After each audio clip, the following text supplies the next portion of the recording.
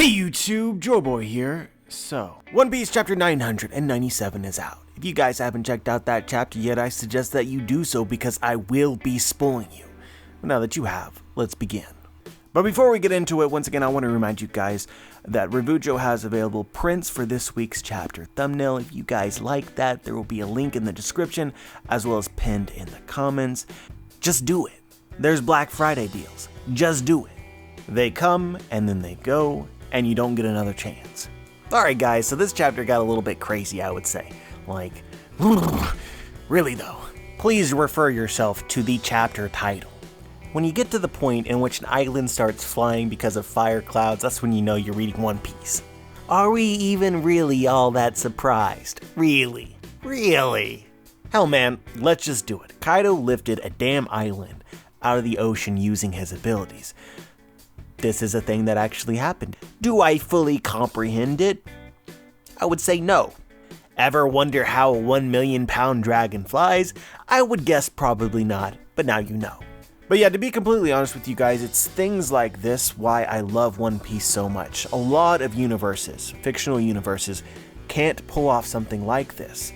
And there's an art to it that I think a lot of people kind of take for granted, where you know, I kind of got the same sense from reading something like Harry Potter, where anything could happen and it made sense within that universe. So then, you know, you have a scene with a flying car and a tree that hits you, you know, it feels like, wow, it feels like magic. And you get that same sort of feeling from a lot of things in One Piece. I think that we can safely add this one to the list.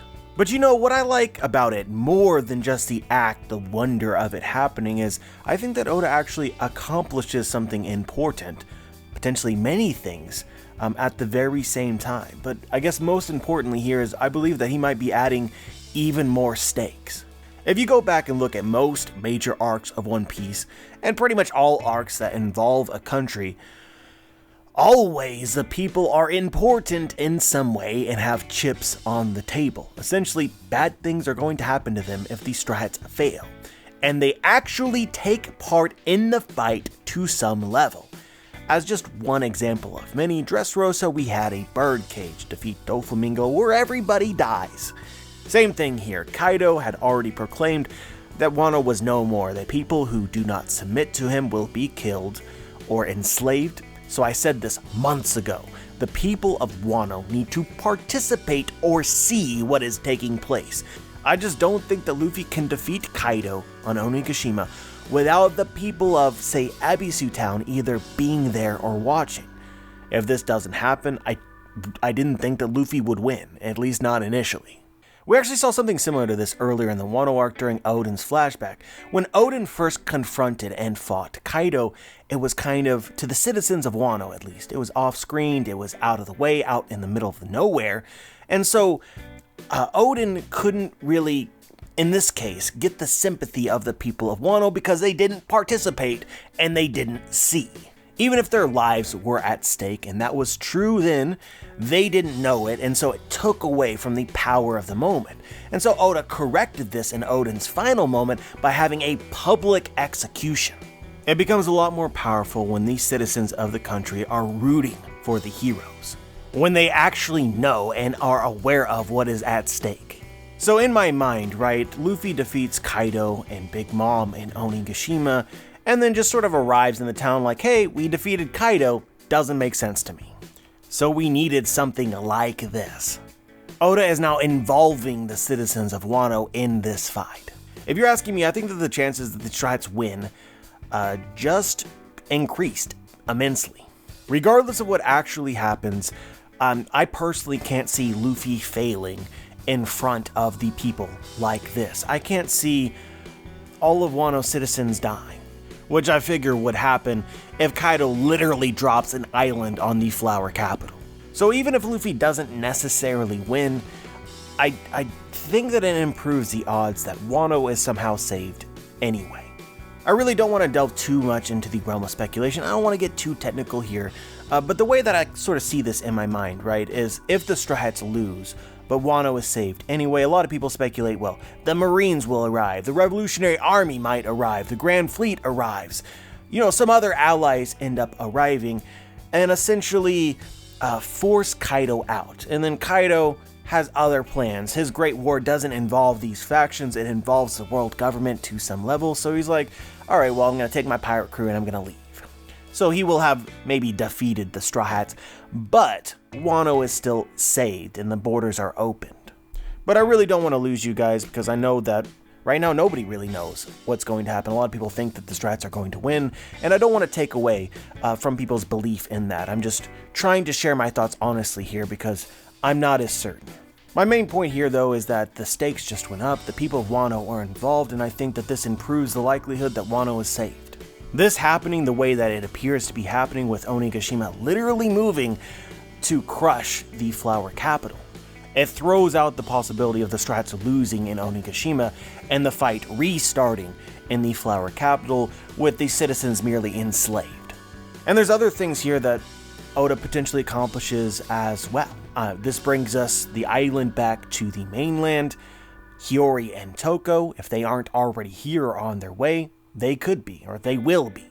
I've suspected for a long time that the residents of Ebisu Town would be involved in the war in some way, because I feel like that was something that was foreshadowed from earlier in the arc. Yasu basically said, you know, we of Ebisu Town, we are your allies. So I always kind of thought that they would find a way to actually be involved in the fight, actually fight. A character like Suru, Kinemon's wife, could appear, because I feel like she needs to have a more important role in observing the battle and the fate of the scabbards. In fact, I think that all of Wano needs to observe the fate of the scabbards. This potentially sets up a lot of things happening that didn't seem too likely, even in the last chapter. But anyway, I don't want to get too lost in the details here. I'm sure that I'll get plenty of comments and get more in depth in that video. More so what I want to highlight before we move on, it seems even more likely that Kaido is a real dragon. Why hasn't Oda confirmed something so obvious? To be honest, the same sort of speculation tactic burned me with Hiyori, but I mean, the dude has literally already transformed into a dragon. All the readers have assumed for 80 chapters that Kaido has a dragon devil fruit. You've had plenty of moments to make this canon. Why are we waiting? You know, sometimes Oda's mind cannot be fathomed. I hope that this is not one of those cases. You stop yourself from revealing what is obvious for so long, in my opinion, because it's more interesting than it appears to be in some way. It's not just about Kaido having a dragon devil fruit. Maybe we learn that there are many different dragon devil fruits, or that he doesn't have a dragon devil fruit. In this chapter, Yamato referred to Kaido's abilities as the abilities of a dragon, not the abilities of a dragon devil fruit. You'll note if the powers come from a devil fruit, characters normally clarify.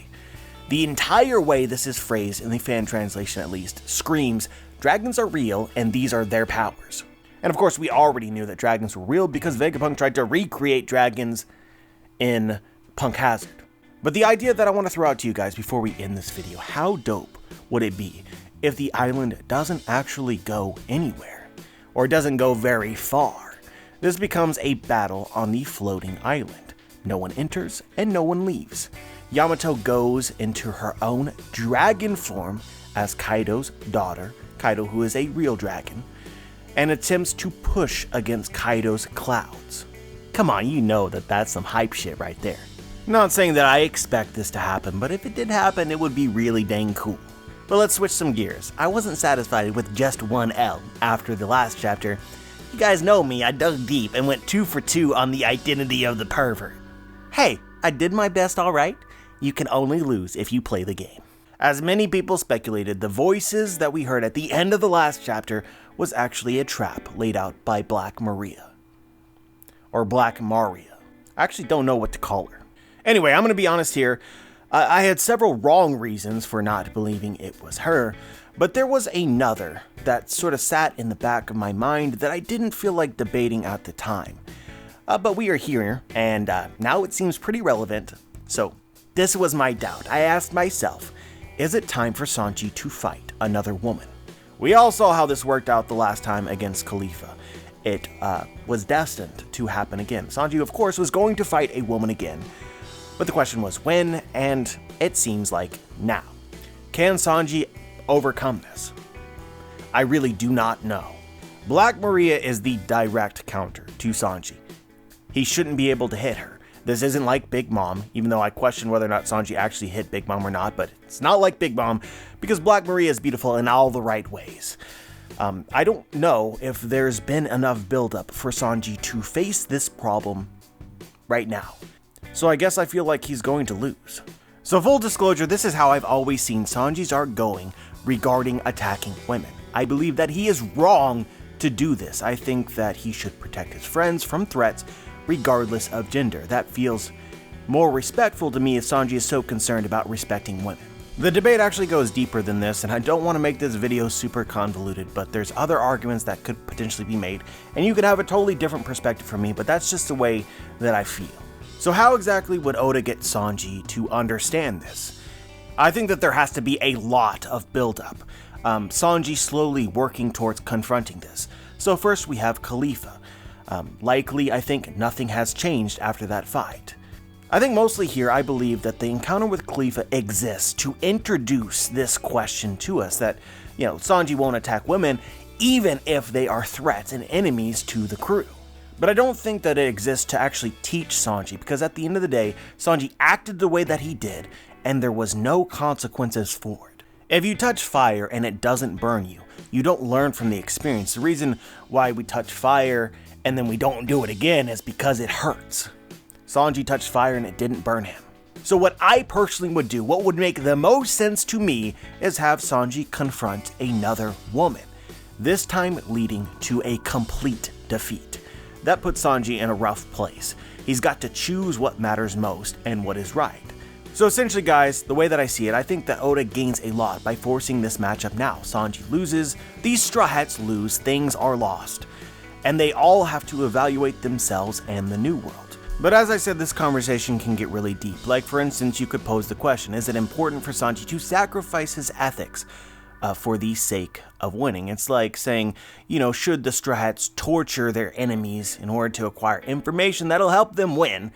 Is winning so important that you can throw away all the being the good guys thing? Or is there some balance between these two? But at any rate, guys, this is what I want, and I am curious as to what you think. Would you be satisfied if Sanji abruptly had a change of heart over the course of just this battle? For me, it hasn't been enough, and I think that Sanji's actual actions and words in this chapter substantiate that. It's a bit off screen, but I believe it's Sanji who's saying that he is love-struck. And if that's true, he clearly hasn't learned anything at all. But while we're here, it also seems like I was probably right about Black Maria's powers. Again, she seems to embody the tropes of a spider, and Sanji actually gets caught in her web. If that web ends up having been created by one of her subordinates, I'm gonna be mad. Don't do me like that, Oda.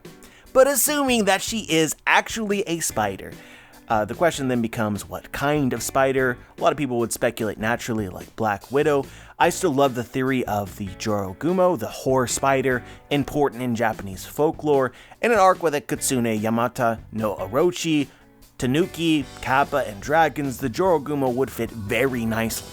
And as we see in this chapter, it's already kind of begun. She is actually seducing him, and it seems like he is hook, line, and sinker, he's fallen for it. Regardless of whether she is a Jorogumo or not, it's clear enough that her character is inspired by it. Even if it turns out that she has like a regular spider fruit, like we just said, a Black Widow, but then combined with her actual character, you get the impression of a Jorogumo.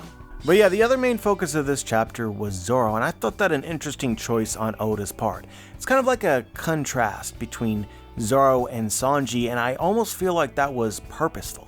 It seems like a lot of people are interpreting it as though it's kind of, Oda's gonna give the L to Sanji and give the W to Zoro. But we'll get into this further along down the road, but I'm not entirely sure that Oda isn't giving an L to both Zoro and Sanji. As he was fighting, Kiku's arm literally fell down from the roof and landed on his head. And then Zoro was having no more of any of this and wasted a poo. The way that this was drawn was just incredible. It actually popped out of the page for me. Like, it was intense. My only thing here is that I wish Zoro had already been that motivated. Like, you've been dicking around for 20 chapters, man. If you had this in you the entire time, it should already be done. I don't want to harp on this because this happens from time to time in One Piece, but not a fan. That being said, I wouldn't be surprised at all if later we learned Zoro actually used Conqueror's Haki in this moment, when he declared, this is not a game for me, I came here to cut down Kaido. That definitely felt like a Conqueror's Haki moment. And then Oda sort of covered it up by making an earthquake happen simultaneously. But yeah, briefly here, every chapter that passes I like Queen more. The fact that on one hand, he's a merciless killer who deals in bioterrorism, on the other hand, his shocked face when Zoro yells at him. But yeah, what we really want to talk about here, I've already gotten it in spades on Twitter from the cult of ZKK. Zoro kills Kaido if you're not aware, and yes, this is a cult.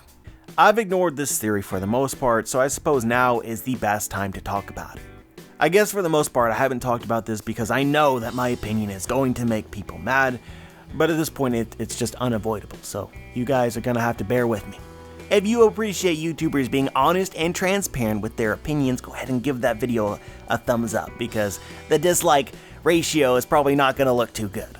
Essentially, these people believe that Zoro is a descendant of Ryuma, who is famous for having slayed a dragon in Wano in the past. There's a bit of nod to this idea in Punk Hazard as well, where Zoro chopped the head off of a big dragon there. And so they think Zoro likewise will slay Kaido the dragon. Literally kill him. Whether you agree or not, it seems to me that this chapter supports this notion. Zoro says, I came here to cut down Kaido. As far as how I read this, Zoro intends to deliver the final blow. Oda just made ZKK a real thing. Obviously, I'll be interested in the official translation, but I think that this is something y'all are gonna have to savvy with. Regardless of whether or not you do not like the idea, Oda is throwing it out there, which is something that those in the cult of ZKK have been telling us for a while, and now it's just like, it is in your face. So what exactly do I think? Do I believe in this theory? Honestly, it's kind of complicated, and it's deserving of a complicated answer. Guys, Luffy is going to be the king of the pirates. In order to be king, I believe two things need to be accomplished. One, follow the poneglyphs and find Raftel, obviously. Two, he must be considered the strongest pirate alive. He doesn't have to be the strongest pirate, but he must be considered that strong. And so this is where it gets complicated. Throughout the story, Zoro leaves the top boss to Luffy always. I am about to trigger people. I think for the majority of the pre-time skip, Zoro was at least as strong as Luffy, I'm going there, at least as strong as Luffy, and he might have been stronger. I could already sense the dislike rage quitting on the other side of the screen. I'm sorry, but this is what I believe, and I have reasons to believe this. The final opponents, pre-time skip, in the most dire of circumstances, almost always matched well with Luffy. How was Zoro going to cut Crocodile? He wasn't. It was simply a question of who would be the one tasked with fighting Crocodile and discover the water trick against Enel. Oda built that fight around Luffy's abilities. Zoro never had any chance, and that was a total plot contrivance. Against CP9, if you remember, in Thriller Bark, Luffy was given a power-up outside of his own abilities. Zoro likely could have done the same thing, given the same opportunity. You can also see that Zoro could still fight after the battle was over. Luffy could not. This is all additive with the fact that Zoro was constantly injured in the pre-time skip, sometimes for stupid reasons, but reasons nonetheless. He spent the majority of the pre-time skip recovering from Mihawk's injury, only to re-injure himself after accepting Luffy's pain. In this way, you could potentially consider Luffy to be stronger because he's made out of rubber, he's more resilient, he took all this damage and rebounded from it better than Zoro. But in a straight up one arc, one fight at full strength, I think that they're just about the same. And Luffy's weakness at the time was actually cutting techniques, which gives advantage to Zoro in a straight up fight. You can disagree all that you want to, but with the facts laid out, at the very least, I see a reasonable debate here. And so the point of bringing this all up is, we don't know the difference between Luffy and Zoro at the moment because Zoro hasn't shown everything that he has. He hasn't even used Ashura in the New World. He hasn't fought anybody at all that has required him to use his full strength and go all out. But judging based on the pre-time skip, it is again very reasonable to debate that Zoro might be capable of the same level of feat that Luffy is, such as taking on a Yonko. From a pure power scaling perspective, I think that it is reasonable to believe that if Luffy can defeat a Yonko, Zoro might be able to as well. But here's the thing, guys, despite them being presumably of similar strength, Zoro always believed in Luffy and allowed him to be the one who got the most fame by taking out the boss. Zoro isn't concerned about fame, he's concerned about becoming a stronger swordsman. So from this standpoint, the idea of Zoro targeting Kaido is very unusual. This is Luffy's fight. He is the one who's declared war on the Yonko, not Zoro. But so here's the thing. Looking back at all the arcs in One Piece, Zoro has never really had a reason to fight Luffy's opponent, because always the first mate or the next strongest of the arcs in which Zoro had somebody critical to fight, they were the ones who were the swordsmen. I don't think that Luffy ever had an opponent which really tempted Zoro. And that makes this Kaido fight so much more interesting, because I think Kaido as opponent is very tempting to Zoro. Being an unkillable creature cannot be cut. This becomes a fight in which Zoro could perceive it as needing to happen in order for him to improve as a swordsman. But it's not just about Kaido being an alluring opponent for Zoro, right? We already understand that if the opponent wields a sword, and if the opponent is difficult to cut, then Zoro should be intrigued. But I think that in this arc, there are legitimate reasons here for Zoro to doubt Luffy. As I'm reading the story, guys, this is kind of the way it's been going for a while. Zoro told Luffy to leave Sanji, leave Big Mom alone, and he didn't listen. Now Big Mom is here. Now the danger level is twice as great. Therefore, the pressure on Zoro to help Luffy and the entire crew and all of Wano and the Scabbards, it too has doubled. Zoro feels the very same thing that the readers feel. 2 Yonko is too much. I think that he hasn't said it, but he believes he needs to defeat one of the Yonko while Luffy takes the other.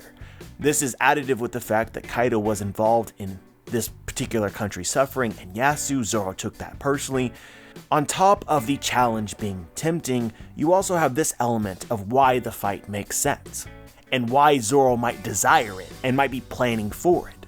In my opinion, guys, this is clearly integral to the Wano arc. There's a reason why Oda has been very repetitive with Zoro's character over the past 10 chapters. He is obsessed with getting to the roof and fighting Kaido because that fight makes sense to him. So yes, I do think that it is possible, even likely, that Zoro matches up with Kaido, and that is just as important as Luffy's matchup with Kaido. I also believe that Zoro intends to deal the final blow and be the person who defeats Kaido. But here's the truth as I see it. It still goes back to the question of whether it is Zoro's place to do so. Luffy needs to stand above all others in the minds of the people. If Zoro defeats a Yonko and Luffy defeats the other, even if Luffy defeats Blackbeard, they will be considered equals. Even if one is captain over the other, I don't think that it is right. A lot of people say, well, this is just a feat for the first commander. Of course, the first commander of the Pirate King is also as strong as a Yonko, and for power scaling reasons, this makes sense to them, but it undermines Luffy. People didn't consider Rayleigh just as strong as Roger. Rayleigh was strong, but Roger was the king. We never learned that Rayleigh fought against Big Mom, or Rayleigh fought against Shiki, or Rayleigh fought against Whitebeard seriously. That was always Roger's place. Even if he could have, we never hear of this. It doesn't matter the truth. I could believe that Zoro and Luffy in-game are the same strength, but Luffy in the minds of all the people in the world, there has to be no question he is the greatest pirate, the strongest pirate alive. So the Yonko should not be Zoro's opponents, regardless of it making sense to Zoro, the readers, and being set up in the story.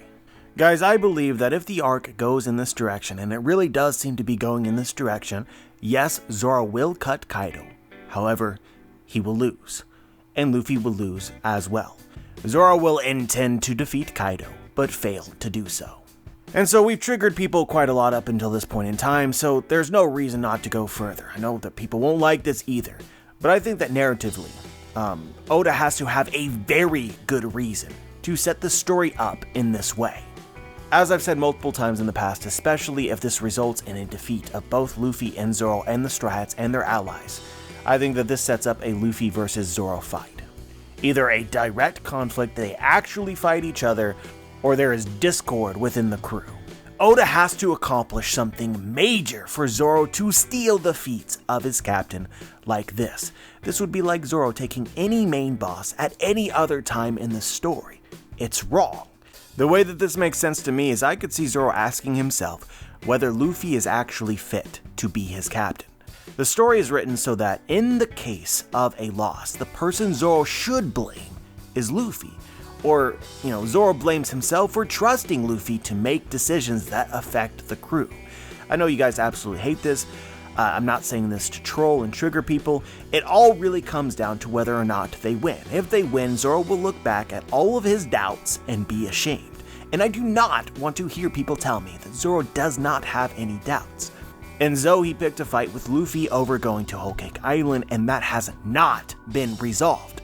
Zoro, in that moment, for sure, doubted that Luffy could deal with two Yonko at the same time. Now two Yonko are here, it stands to reason the doubt persists. So if they win, Zoro will know his error. And all of this will amount to essentially nothing.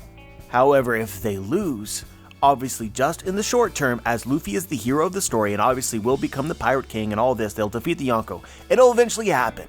But in the short term, if they lose and there are real consequences, what the hell do you think Zoro is going to think?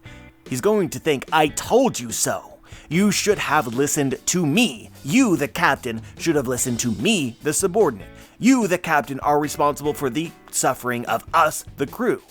These are natural thoughts to have. These are doubts. And this is what Oda has directly set up. So we kind of sit here and wait to see how it all plays out. It's totally up to Oda. I know that a lot of people say, oh, this never happened. It's totally up to Oda. Although you should be wondering why Oda has laid out these seeds, if not to, at some point, use them to grow something. At the end of the day, Luffy will be right, and Zoro will see that, just the same as Luffy and Usopp fought, and eventually Usopp realized the truth as well. But the entertainment and tears only happen when the characters are pushed to uncomfortable breaking points, such as this would be. And of course, there's many other reasons why I think that this fight may be happening. You guys, a lot of you have seen the videos. If you haven't, you can. But essentially, Zoro threatened as much in the Water 7 Enies Lobby arc at the end of it regarding Usopp leaving the crew. He said that if you, as the captain, Luffy, don't have the self-respect to demand that your crewmates apologize, if you try to cover this up, throw it under the rug, and just let Usopp back, I will be the one who leaves the crew. That is something Zoro said himself. It's a lingering threat. A lot of people believe that things have changed. I disagree. If I don't feel like you are deserving to be my captain, watch your back. And now Zoro has reasons, if they lose, to doubt Luffy. And even recently in the story, Sanji disrespected his captain, and he never apologized for it. Luffy accepted him back and threw it under the rug. I'm not going to get into the arguments and debates. I know a lot of people have various opinions on this, which I've discussed at length, but I think that Sanji's actions in Whole Cake Island could constitute the very scenario that Zoro threatened would force him to leave the crew, in addition to whatever happens after this. But hopefully I haven't confused you. Am I for Zoro kills Kaido? Absolutely not. Call it Zoro defeats Kaido and then we've made some progress. I think that if Zoro vs. Kaido holds as much weight as Luffy vs. Kaido, it's not a good sign for the good guys and may lead to internal strife, discord, and maybe even Zoro temporarily leaving the crew. That's how it makes sense to me. Oda is willing to have Zoro attempt to undermine Luffy for the sake of great reward in the story emotionally. And so if the events happen in this way, I would expect the Kaido fight to become something else or be resolved in a very unorthodox way. Essentially leaving the Strats defeated but alive, and even if Kaido himself is defeated in the arc, overall you're left with a feeling of great despair from the Strats at the conclusion of this arc. I'm already internally preparing myself for the shitstorm, which will be my comments and a million comments of you're stupid, you're the worst YouTuber, I get it. I expect all these comments and whatnot, but I see this so clearly. At the very least, it is a very intriguing debate. But yeah, these were the main talking points of the chapter. We got a few scenes with Luffy and Jinbei and some smile users. Oda's so self-aware of how pointless the gifters are. He's like, I know they're useless, you know they're useless, let's emphasize how useless they are. Chopper also confirmed that heat keeps the virus from spreading so quickly. I told you guys, often Oda operates based on very simple premises. Ice virus is weak to heat, which is straight up Pokemon logic. I like how Marco just sort of dipped into the fight and he's like, I don't really know what I'm supposed to be doing here. Please tell me what it is that I should be doing. Point to my opponent and tell me to fight them or something. And we didn't even mention this, but the fact that Kaido is actually carrying the island right now means he is zero concerned with the scabbards, so they are probably already defeated. But I guess just in retrospect, what made this chapter so good to me is how big the talking points were. The main things of this chapter are some of the biggest things that you could potentially talk about in the story, like Sanji fighting women and Zoro having doubts in his captain and their ability to win this fight, or simply Zoro marking Kaido as his opponent to defeat. And just the greater depth of dragons, which I think are important to the history and the end game of One Piece. But yeah, if you guys made it to the end of the video and you appreciated it, please leave a thumbs up. Let me know that you enjoyed it. I'd greatly appreciate it. As always, let me know what you think in the comment section below. Like the video if you liked the video, dislike the video if you disliked the video, subscribe if you want to be notified for my future content. And as always, guys, have a wonderful day.